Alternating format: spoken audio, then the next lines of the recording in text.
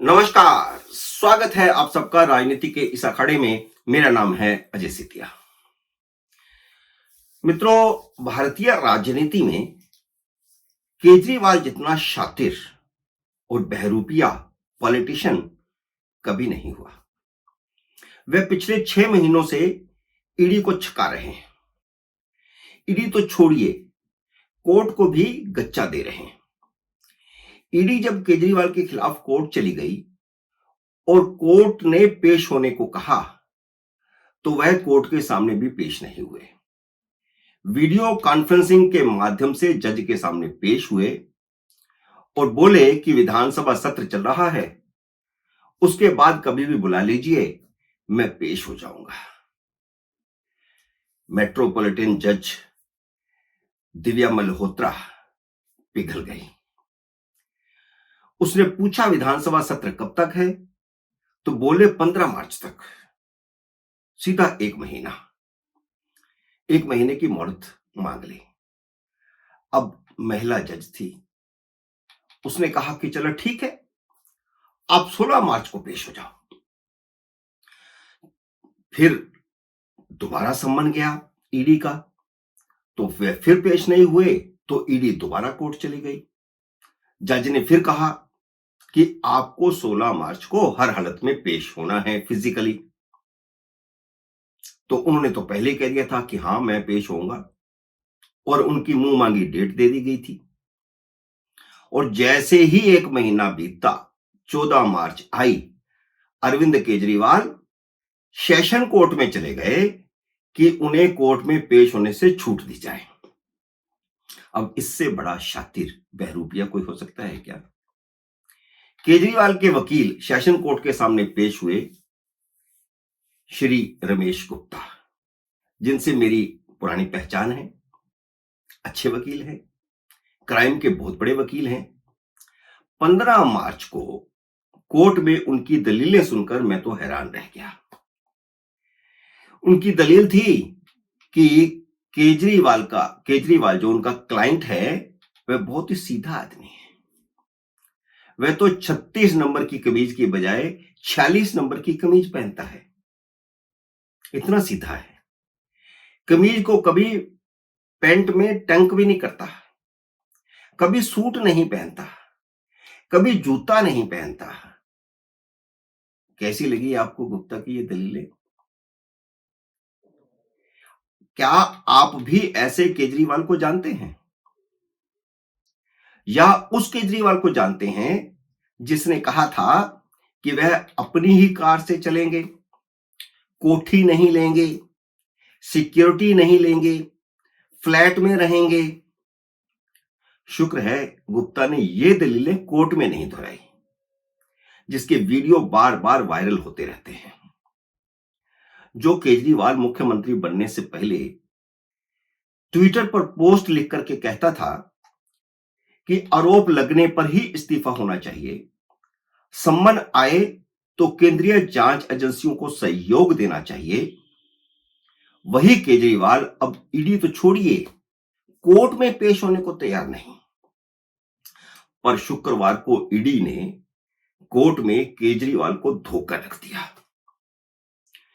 केजरीवाल को उसके वकील गुप्ता के सामने पूरी तरह नंगा कर दिया कि वह कैसे कोर्ट को भी धोखा दे रहा है, कितना मक्कार आदमी है, किस तरह के झूठ बोलता है। ईडी के वकील ने पूरी तरह धागे खोल दिए। जो केजरीवाल बार बार मीडिया के सामने आकर के कह रहा है कि कोई शराब घोटाला हुआ ही नहीं, उसी शराब घोटाले में उनका उप मुख्यमंत्री मनीष सिसोदिया पिछले 1 साल से जेल में है। Magistrate court, session court, high court और सुप्रीम कोर्ट से उसे जमानत नहीं मिली। सुप्रीम कोर्ट ने 14 मार्च को तीसरी बार जमानत याचिका ठुकराई है, क्योंकि ईडी ने कोर्ट के सामने घोटाले के ऐसे ऐसे सबूत रख दिए हैं कि कोर्ट भी कैसे जमानत दे। संजय सिंह, केजरीवाल का दूसरा हनुमान, जो ईडी को धमका रहा था, और केजरीवाल कह रहा था कि संजय सिंह ने ईडी के अफसरों की पेंट गिल्ली कर दी, वह संजय सिंह भी 6 महीनों से जेल में पड़ा है, उसे भी जमानत नहीं मिल रही, क्योंकि शराब घोटाले के इतने पुख्ता सबूत ईडी के पास पहुंच चुके हैं। इस शराब घोटाले का एक और किरदार है। वह किरदार है तेलंगाना की पूर्व मुख्यमंत्री केसीआर की बेटी कविता। वह शराब घोटाले की बिचौलिया थी। अरुण रामचंद्र पिल्लई जब गिरफ्तार हुए तो उनसे जब पूछताछ हुई तो उन्होंने घोटाले के सारे धागे खोले और बताया कि के कविता का क्या रोल था। वह साउथ के जो शराब लॉबी थी उसके साथ कैसे मुलाकातें करवा रही थी आम आदमी पार्टी के नेताओं की।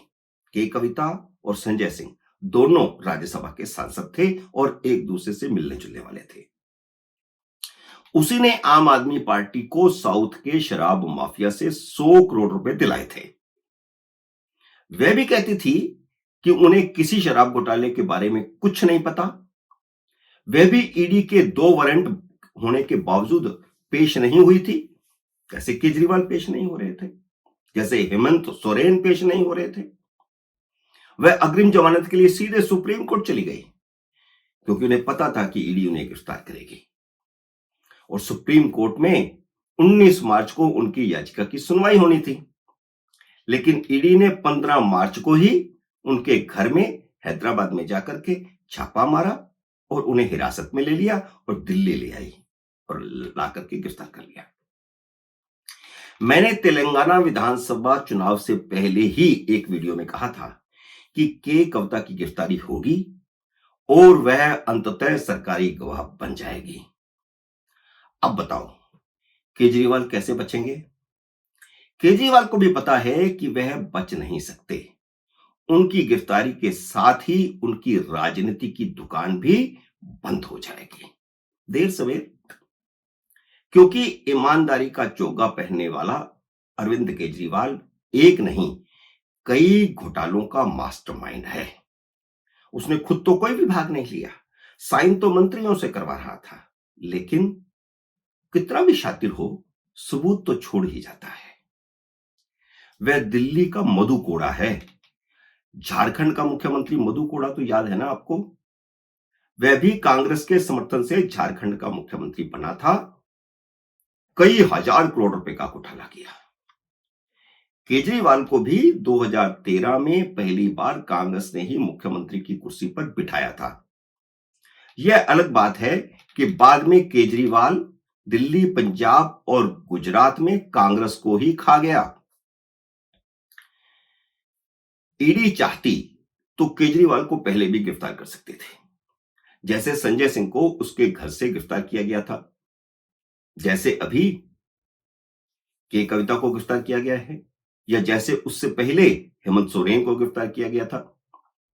पर सरकार केजरीवाल के भागने के सारे दरवाजे बंद करके कोर्ट के माध्यम से ही गिरफ्तार करना चाहती थी, क्योंकि वह राजनीति का सबसे बड़ा शातिर है आज तक का। अब सेशन कोर्ट ने भी केजरीवाल को कह दिया है कि वह कोर्ट के सामने पेश हों। मित्रों, उम्मीद है मेरा यह वीडियो आपको पसंद आया होगा। इसे लाइक और शेयर कीजिए। अगर आपने मेरे YouTube चैनल को अब तक सब्सक्राइब नहीं किया तो कृपया सब्सक्राइब करके अपना आशीर्वाद दीजिए। जल्द ही मिलते हैं अगले वीडियो में किसी अन्य विषय के साथ। तब तक नमस्कार।